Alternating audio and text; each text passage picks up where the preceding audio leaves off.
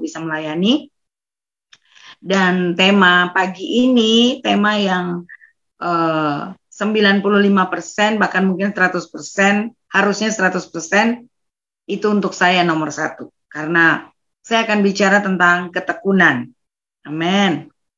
Setelah mencoba, mencari, belajar, mempersiapkan diri, dan akhirnya menemukan bahwa yang namanya ketekunan itu, wow, ternyata itu salah satu syarat untuk akhirnya kita bisa sampai bersama dengan Bapa kita.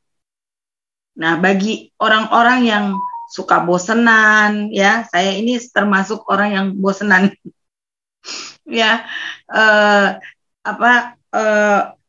maunya selalu melakukan sesuatu yang baru, atau, nah, itu biasanya akan, sebenarnya nggak sulit, tapi ya mau tidak mau harus belajar untuk bisa lebih tekun. Atau untuk zaman sekarang ini ya, yang semuanya serba instan.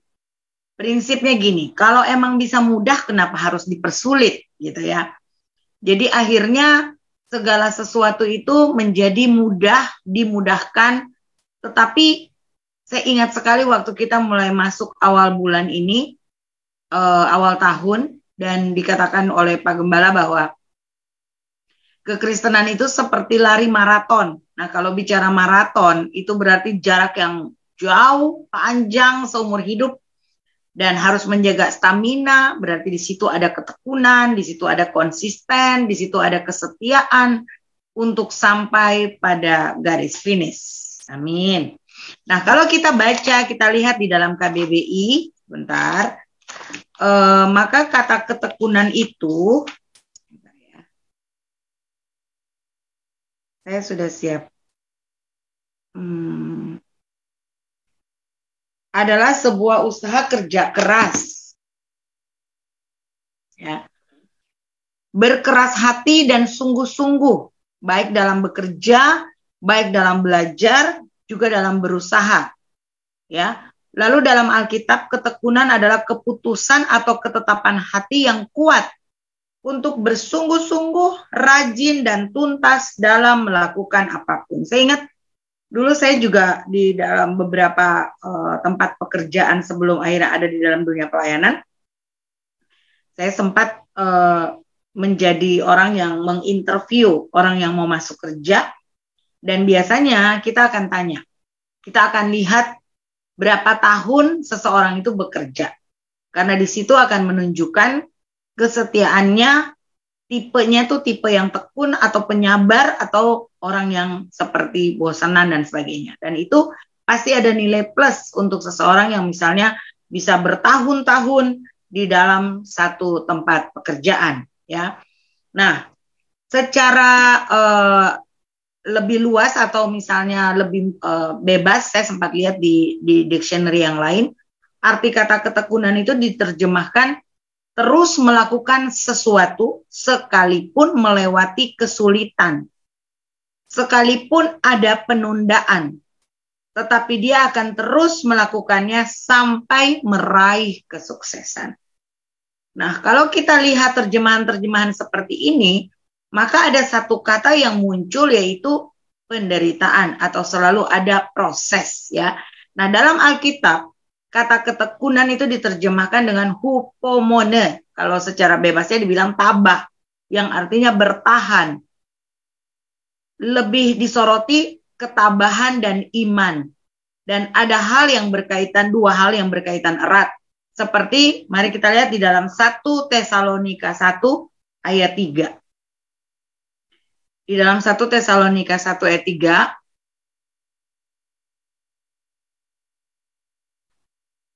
Satu Tesalonika 1 ayat 3. Dikatakan bahwa sebab kami selalu mengingat pekerjaan imanmu, usaha kasihmu, dan ketekunan pengharapanmu kepada Tuhan kita Yesus Kristus di hadapan Allah Bapa kita. Ini di sini Paulus yang menulis bahwa salah satu dari buah penderitaannya adalah menghasilkan murid-murid yang harus tekun, dan dia juga adalah salah satu contoh seseorang yang bertekun sampai pada akhirnya. Nah, kalau kita lihat, maka ketekunan ini identik dengan orang-orang yang mengerti apa yang menjadi tujuan atau dia bisa fokus dengan keadaan-keadaan yang sedang terjadi dalam hidupnya. Nah, saya kemarin sempat buka ada sebuah kisah dari seorang George Muller. Dia terkenal sebagai, dia seorang penginjil tapi dia juga pendeta di Inggris. Tapi dia dikenal sebagai bapak dari panti asuhan karena dia membuka panti asuhan untuk banyak sekali orang-orang. Ada 5 teman yang ia doakan supaya bertobat, yang dia punya teman dekat. Berbulan-bulan kemudian hanya 1 yang bertobat. 10 tahun kemudian hanya 1 yang bertobat. 25 tahun kemudian ada 2 yang bertobat. Dan 1 yang terakhir itu bertobat ketika bapaknya meninggal. Wow. Wow, Bapak Ibu. Saya kemarin itu waktu saya baca tentang George Muller, saya langsung merasa bahwa kita ini sudah buat apa ya? Ada orang-orang yang begitu gila ya, mengerti benar apa yang menjadi tujuannya dia hidup di dunia ini. Kita kadang-kadang tekun untuk sesuatu yang buat diri kita pribadi, tekun mencari uang supaya menjadi kaya. Tidak salah, tidak salah. Tetapi ada yang lebih penting dari itu. Jadi maksudnya biar kita tidak salah dalam menaruh apa yang menjadi prioritas. Hal-hal yang berhubungan dengan dunia fana tidak boleh menjadi prioritas lebih dari hal-hal yang berhubungan dengan dunia kekekalan. Amin. Karena kita hanya menikmati selama kita ada di bumi dan itu cuma berapa puluh tahun yang Tuhan percayakan kita ada. Tetapi kalau bicara tentang kekekalan, maka itu bicara tentang selama-lamanya. Jadi apa yang kita bawa, cukup nggak bekal yang kita investasikan untuk kita bawa di kekekalan?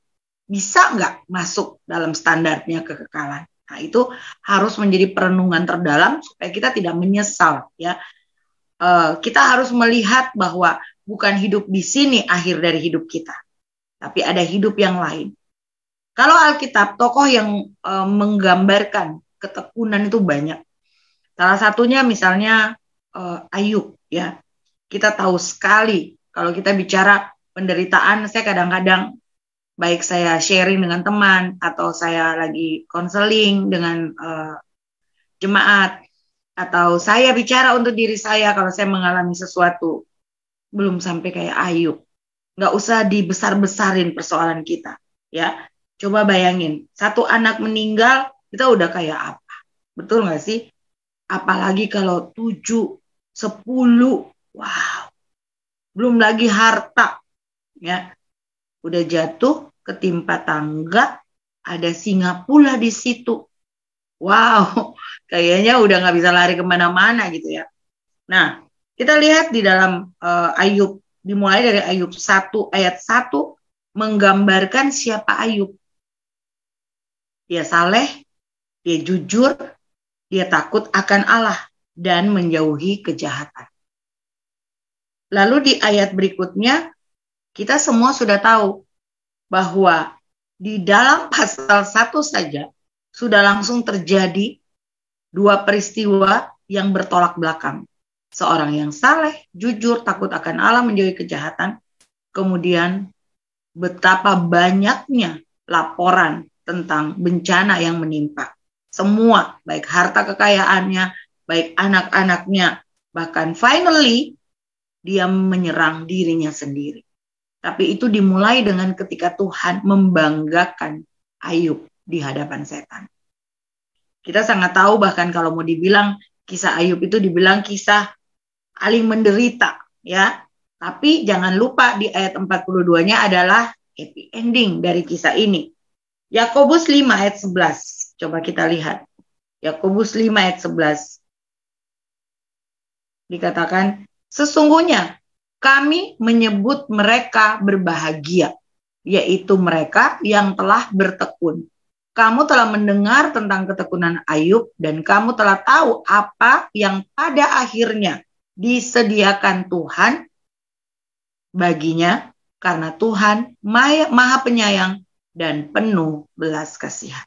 Wow, kalau kita sering mengenal atau dia tenar karena banyak harta, dia tenar karena penderitaannya, maka dia juga tenar karena ketekunannya. Wow. Dan kalau kita lihat di dalam Yakobus 5 ayat 11 ini, maka hal pertama yang kita bisa katakan bahwa kalau kita bertekun, maka kita akan bahagia. Bisa tulis di layar atau ngomongin ulang bahwa ternyata kalau kita bertekun, maka kita akan bahagia. Nah, apa iya? Karena ketekunan itu bicara tentang apa? Ketekunan bicara tentang sebuah proses yang tidak menyenangkan. Ya, misalnya mau kurus. Ini contoh yang tadi saya bilang awal. Saya bukan tipe yang ternyata saya masih jauh dan harus ini firman untuk saya nomor 1. Ya, untuk kurus misalnya. Siapa di sini yang gemuk seperti saya? Kayaknya semua ramping-rampingnya, cuma saya yang gemuk. Ya, apa yang harus diiniin? Harus bisa menahan diri, harus tekun, misalnya berolahraga. Ya, saya salut dengan Ibu Leni ya. Wow. Saya nggak bilang yang lain karena biasanya kan paling tidak ada kemiripan darah ya, tapi itu beda sekali ya darahnya dan darah saya. Maksudnya orangnya lebih hebat ya, bisa lebih mendisiplinkan diri ya daripada saya gitu. Jadi hari ini katanya cewek itu hobinya kurus, cita-citanya kurus, hobinya makan. Nah itu saya ya. Pengennya kurus tapi nggak. Kemarin itu puasa yang sampai selama itu justru saya naik berat badan. Astaga. Karena selalu biasanya nggak makan malam, pikirannya gini, makan aja besok nanti puasa, akhirnya makan malam. Ya, nah pasti seseorang yang mau bertekun dia harus ada perjuangan dan itu pasti mengakibatkan sesuatu yang tidak mengenakan. Atau misalnya mau lebih dekat dengan Tuhan, harus punya waktu-waktu yang lebih intim, yang banyak diberikan untuk Tuhan, melakukan hal-hal yang menyenangkan Tuhan, ya, menjauhi larangannya, melakukan perintahnya, gitu. Atau misalnya tekun beribadah, tekun menginjil, tekun melakukan kebaikan, kebenaran, dan sebagainya. Nah, itu hal-hal yang mau tidak mau, ada sesuatu yang kita kurangi secara daging, dan kita bangun yang namanya kerohanian atau iman kita, atau hal-hal yang baik. Dan itu pastinya tidak mudah ya. Tapi di sini dikatakan bahwa, di awalnya dikatakan bahwa apa? Sesungguhnya kami menyebut mereka berbahagia, yaitu mereka yang bertekun. Ternyata, kita sering dengar kalimat ini. Tuhan itu menikmati yang namanya proses. Saya dan saudara menikmati yang namanya hasil. Nah, di dalam proses itulah sebenarnya ada yang namanya ketekunan. Setuju ya? Makanya di dalam Roma 5 ayat 4 dikatakan, Roma 5 ayat mulai dari ayat 3, dan bukan hanya itu saja, kita malah bermegah juga dalam kesengsaraan kita, karena kita tahu bahwa kesengsaraan itu menimbulkan ketekunan, dan ketekunan menimbulkan tahan uji, dan tahan uji menimbulkan pengharapan. Dan kalau kita lanjut, pengharapan tidak mengecewakan. Ya, ini hasil dari pembenaran. Jadi ternyata ketika kita bertekun, maka kita akan bahagia. Kenapa? Karena ternyata ketekunan itu menghasilkan banyak hal. Ya, yang tadi disebutkan bahwa ada akhir yang menunggu. Ada akhir bahagia seperti Ayub. Ada happy ending. Tapi dia harus melakukan banyak hal. Dia tekun dalam penderitaan. Setuju ya? Begitu juga dengan kita. Kalau mau akhirnya ramping, ya harus tekun dalam dietnya. Harus tekun dalam olahraganya kalau mau sehat dan sebagainya. Amin. Begitu juga dengan kita. Kalau kita mau akhirnya bertemu dengan Bapa kita harus tekun dalam melakukan apa yang menjadi perintahnya. Apa yang menjadi jalannya, tujuannya dalam hidup kita. Nah ini jangan sampai kita nggak tahu. Filipi 1 ayat 29, kalau ketekunan itu identik dengan penderitaan, wajar. Karena kita bukan cuma dipanggil untuk percaya, tapi kita juga dipanggil untuk menderita. Amin. Tetapi puji Tuhan, karena semuanya itu akan menghasilkan happy ending. Yang tadi di dalam Roma 5. Ketika kita tekun, maka kita akan punya tahan uji. Ketika kita tahan uji, maka kita akan punya pengharapan. Hal yang kedua, ketika kita bertekun, kita akan bahagia, yaitu seperti yang ditulis di dalam Ibrani 10 ayat 36. Ibrani 10 ayat 36. Ya, dikatakan bahwa sebab kamu memerlukan ketekunan supaya sesudah kamu melakukan kehendak Allah, kamu memperoleh apa yang dijanjikan itu. Jadi kalau kita bertekun, maka kita akan menerima janji Allah. Ada kalimat bahwa ada orang-orang yang berhenti padahal tinggal sedikit lagi. Mereka sudah mencapai apa yang mereka harapkan. Ya, misalnya kita berhenti berdoa, padahal tinggal sedikit lagi doa itu akan dijawab. Kita berhenti berusaha, padahal tinggal sedikit lagi usaha itu akan berhasil. Tetapi kalau kita terus-menerus tetap melakukannya, maka kita akan menerima yang namanya janji Allah. Apalagi janji Allah? Hidup yang kekal bersama-sama dengan Tuhan di dalam kekekalan. Dan itu semua hanya bisa diperoleh kalau kita tetap ada di jalur Tuhan. Makanya kalau bicara tentang ketekunan, apa yang dilakukan oleh Ayub? Dia tetap bertahan dalam penderitaan. Walaupun ada teman-teman yang datang dan ada perbedaan pendapat. Tapi kita lihat akhirnya seperti apa. Malah melalui dia, setelah semua waktunya terselesaikan, maka terjadi yang namanya pemulihan. Jadi apa yang kita bisa lakukan? Apa yang kita bisa belajar? Apa yang kita bisa dapatkan ketika kita bertekun? Ternyata ketika kita bertekun, maka kita akan menerima janji Allah. Katakan, saya akan menerima janji Allah ketika kita bertekun. Wow. Di dalam Yakobus 1 ayat 25 dikatakan, tetapi barang siapa meneliti hukum yang sempurna, yaitu hukum yang memerdekakan orang, dan ia bertekun di dalamnya.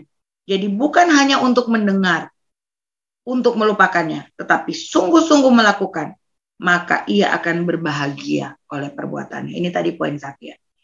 Kita akan berbahagia. Yang kedua, kita akan menerima janji Allah.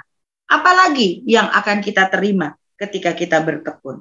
Ternyata kita akan mewarisi hidup yang kekal. Sebenarnya janji Allah ini salah satunya juga selain janji Allah untuk hidup kita yang ada di bumi, misalnya yang tadi saya bilang, kita doa tinggal sedikit ternyata sudah dijawab. Tapi ketekunan itulah yang akan membawa kita sampai kepada kesudahan. Lihat di dalam Wahyu 2 ayat 7.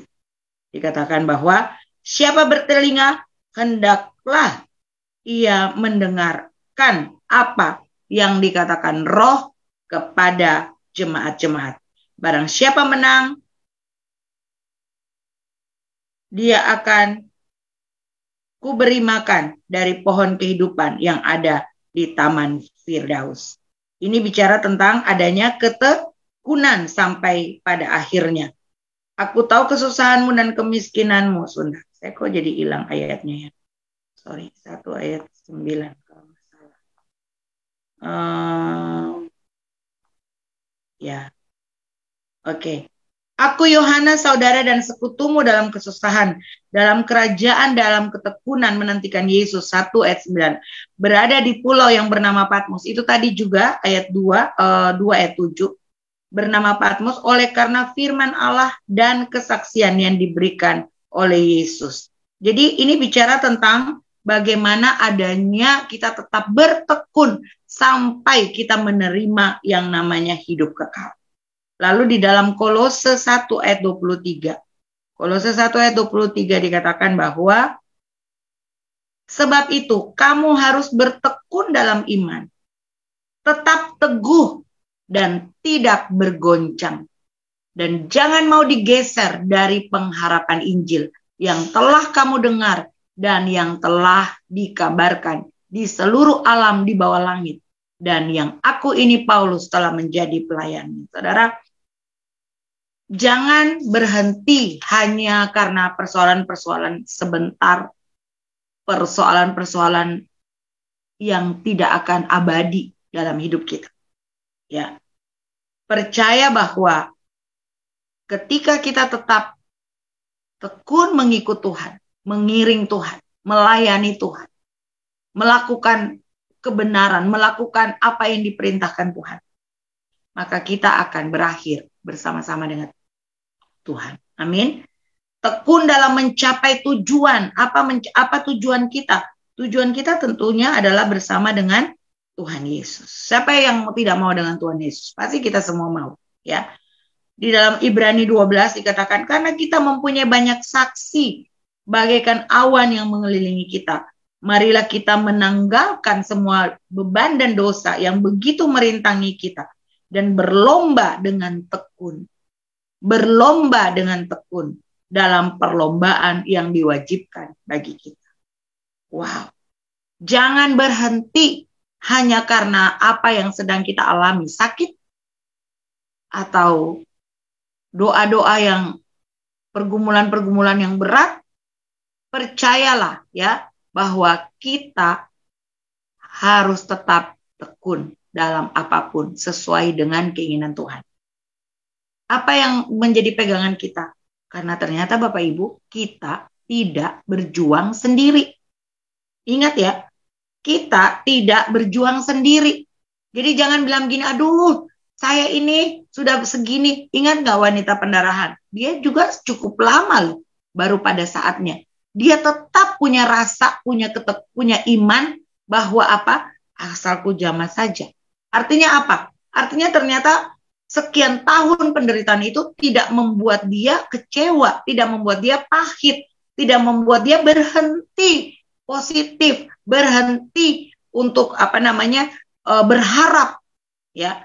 Justru ketika kita punya penderitaan yang sedang kita alami akan membuat kita menjadi kuat ketika kita bertahan, setuju ya? Ketika kita bertahan, ketika kita terus dekat dengan Tuhan. Tuhan yang akan menolong kita. Kita tidak pernah berjuang sendiri. Lihat di dalam Yesaya 40 ayat 29. Yesaya 40 ayat 29. Ini yang harus kita ingat supaya kita nggak ngerasa bahwa, aduh kayaknya saya yang sudah paling menderita.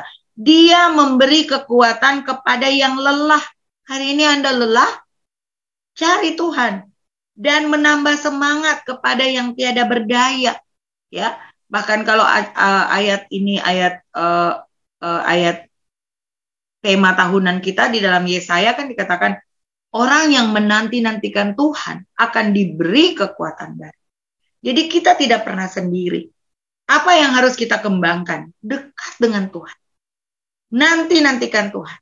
Itu bukan, jadi gini, kalau kita ada dalam masalah, kita nggak boleh pasrah.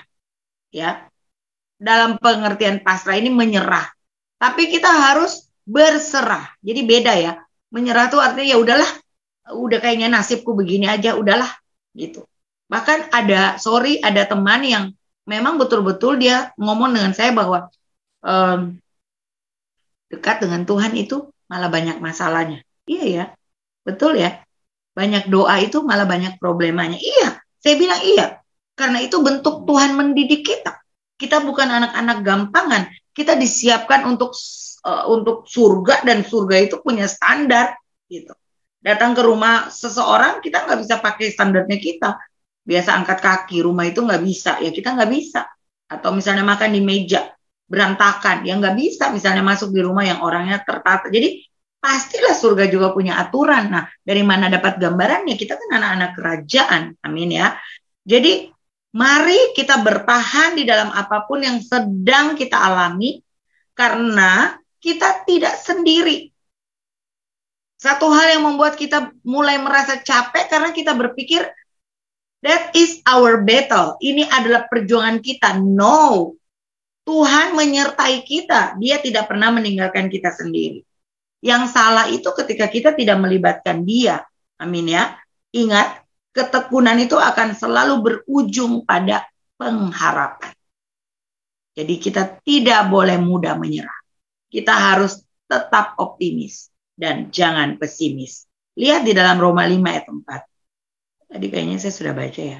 Roma 5 ayat 4, tapi itu yang tadi, karena ketekunan menimbulkan tahan uji, menimbulkan pengharapan. Jadi jangan pernah tidak tekun hanya karena tidak punya pengharapan. Justru Anda harus tekun, ujungnya adalah pengharapan. Ketika kita bertahan, wow, itu waktu menyelesaikan sebuah persoalan dengan tetap bertekun, itu rasanya asik dibanding dengan meninggalkannya tanpa selesai. Benar nggak sih? Rasanya seperti loser, pecundang, rasanya seperti gagal gitu ya. Tapi kalau kita udah usaha, terus finally-nya masih belum, terus kita usaha atau Tuhan kasih pewahyuan lain, itu beda daripada kita begitu ada masalah langsung kita tinggalkan atau langsung kita nyerah. Itu nggak enak banget ya. Jadi ingatlah kenapa kita harus tekun. Yang pertama karena kita akan bahagia. Siapa yang nggak mau bahagia? Yang kedua karena kita akan menerima janji Allah. Amin. Dan yang ketiga, di dalam menerima janji Allah, ketekunan itu berujung pada pengharapan. Kita tidak pernah berjuang sendiri. Ingat, Tuhan ada bersama kita. Hanya ketekunan yang akan membuat kita mencapai tujuan. Ingat Tuhan Yesus sampai pada akhirnya. Ya, kalau tadi ada Ayub, ya, ada tokoh-tokoh Alkitab banyak loh, Paulus, Daniel, mereka ngerti. Jadi apa yang bisa menjadi kesimpulan buat kita di pagi ini? Jangan berhenti karena Anda tidak sendiri. Libatkan Tuhan dalam pertarungan hidupmu, dalam pergumulan hidupmu. Tetap setia karena kamu tidak pernah tahu, mungkin tinggal sedikit lagi semuanya menjadi selesai atau berhasil. Amin. Dan ternyata karena orang-orang yang tekunlah yang akan bisa sampai pada masa akhir atau kekekalan bersama Tuhan Yesus. Oke deh Bapak Ibu, pagi ini Bapak Ibu bisa habis ini beraktivitas, apapun aktivitas yang sedang Bapak Ibu kerjakan. Ingat, tetap tekun di dalam Tuhan, tekun di dalam pelayanan. Hari-hari terakhir ini Bapak Ibu, mari buka mata, buka telinga, lihat keadaan ini. Ini masa akhir zaman, kejahatannya gila-gilaan ya. Dibunuh dengan cara-cara yang seperti wow ya. Belum lagi bencana-bencana di mana-mana ya. Kemudian wow di Indonesia ya, kalau di luar negeri kemarin kan ada yang sampai dibikin sop, kemudian di Indonesia dicor. Jangan diam, jangan seperti oh ya oke. No, ini sebenarnya ayo buka mata, buka telinga, lihat segala macam keadaan ini. Ini masa-masa akhir zaman. Bahkan kemarin di Brasil sudah kemana-mana kan, sudah dilihatin kan, bagaimana setan sudah nampak. Bahkan kemarin ada saya lihat di Grammy Award di Amerika, dandanannya langsung Lucifer sudah nongol guys. Kita mau ngapain? Kita mau ngapain? Mari berhenti mengasihani diri. Saya baca itu George Mueller kemarin, saya langsung nangis. Saya nangis karena gini, wow.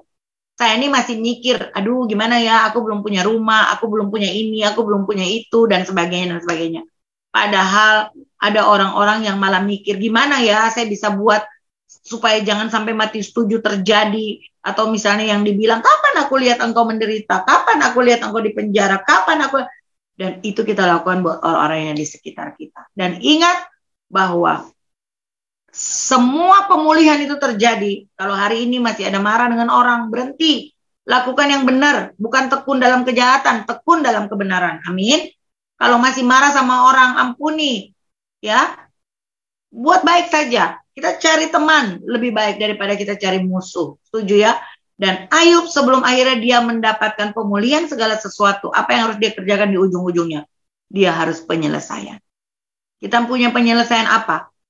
Masalah apa dengan Tuhan? Selesaikan.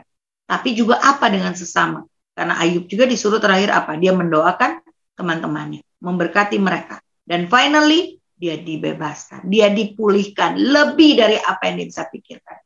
Bayangkan saja Bapak Ibu, bahwa pemulihan itu pasti terjadi buat orang-orang yang mencari Tuhan. Ya, setuju ya? Dan itu harus kita ambil bagian kita. Tuhan yang melakukan bagian sisanya. Makanya ketekunan itu bagian saudara dan saya. Dan Tuhan yang bagian untuk menjawab dan membalas semua yang kita lakukan baginya. Terima kasih. Tuhan Yesus memberkati. Saya kembalikan kepada Pak Gembala. Ya. Puji Tuhan, Bapak Ibu diberkati Tuhan pagi ini. Ya, yang diberkati Tuhan Bapak Ibu tulis di kolom komentar, saya sungguh amat diberkati Tuhan. Ketekunan itu Bapak Ibu, kalau orang mau jadi sukses, mau ada di posisi paling tinggi, mau terkenal, orang dunia itu mau jadi idol. Tanpa satu kata ini dia nggak akan mungkin sampai di sana. Karena saya percaya keberhasilan instan tidak akan bertahan lama. Betul ya? Keberhasilan instan, satu waktu pasti akan bau busuk.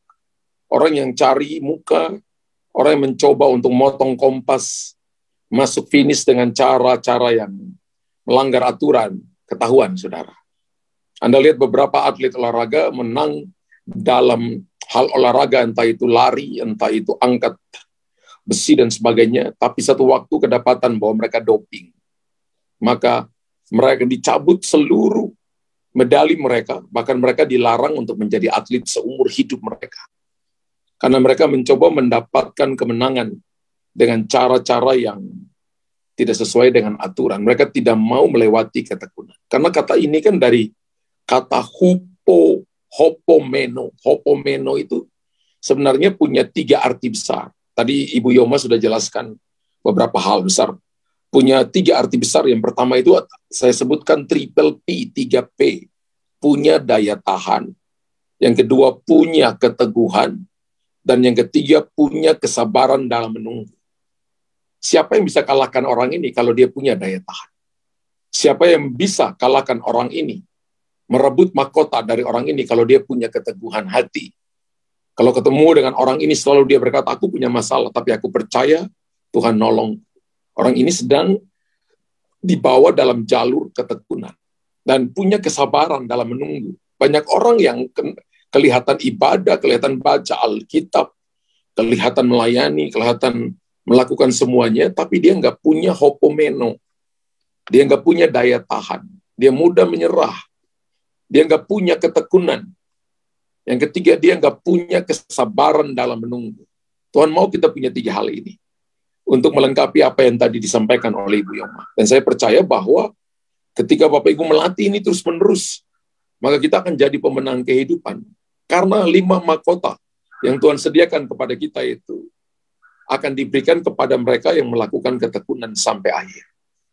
Tuhan Yesus adalah pribadi yang tekun sampai akhir.